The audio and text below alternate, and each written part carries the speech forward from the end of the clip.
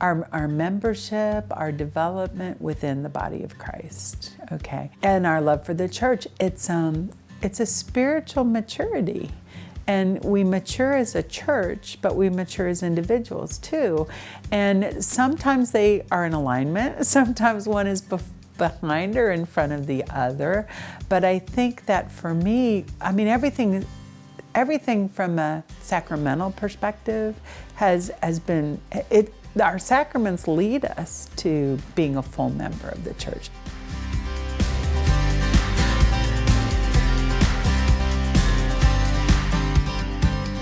I mean, baptism, obviously I don't remember my baptism, but what I do know about my baptism is how many people prayed for me, and how my parents raised me in the faith, and how my godparents, were even though they were in and out of my life, they were still part of my life, and I knew they had a special role that even though I didn't see them physically or anything like that, I knew that they were praying for me and for my development as a Christian. And then getting ready for the sacrament of the Eucharist, going through the penance first, and then every time, I think every Eucharist should be like your First Holy Communion. You should have that same sense of wonderment and thanksgiving that God would deign to come directly into your heart physically. I mean, what a gift is that? I mean, who else gets that? Few are called to that table. And as long as you realize that, it's like somebody gave me a card once that said, "Smile, it makes people wonder what you've been up to." And I'm kind of thinking, when I'm smiling, and I'm smiling because of this great joy, this great blessing, I'm hoping people will ask about that. It's like, you really want to know where this pure joy comes from? It's there for the taking. It's there for the believing.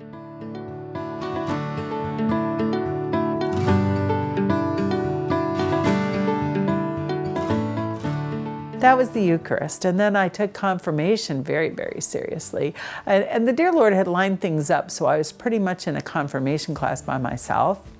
Because I had been in 4th grade with my friends, and then, anyway, they moved me from 4th grade to 6th grade. And so that was hard, because that's a big maturational year that I didn't get from a social maturity perspective. Academically, it was okay, but not from and 5th grade was the year that you prepared for confirmation back then. So I missed that completely.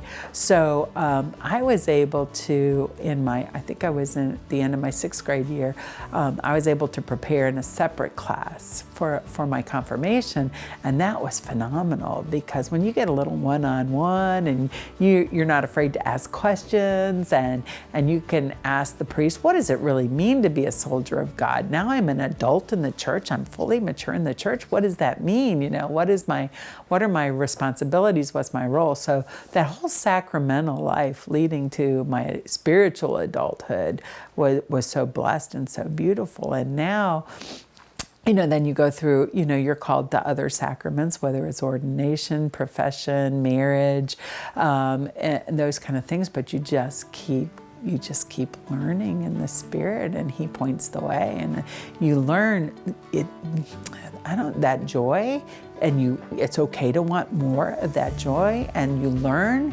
that it's not selfish to want that joy, because in order to achieve that pinnacle, that joy, you have to turn more and more of yourself over to God. You've just got to learn to empty yourself. And I think, when I was 13, I had the honor to spend 20 minutes alone with Archbishop Fulton Sheen. And it's so funny, because I can't remember a thing that the man said when it was just he and I.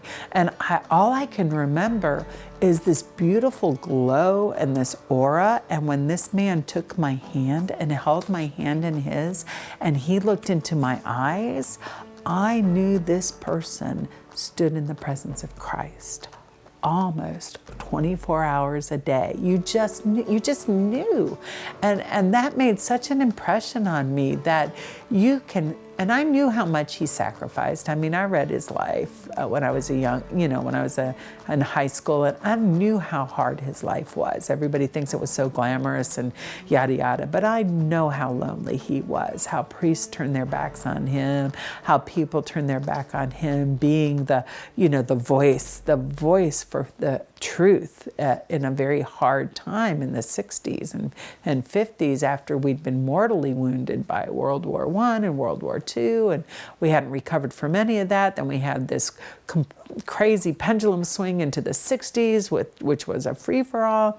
I mean, I could see how wounded he was, but the joy of seeing Christ in those eyes was amazing. So that's pretty much that story, coming to know full circle that you want to keep living for that joy.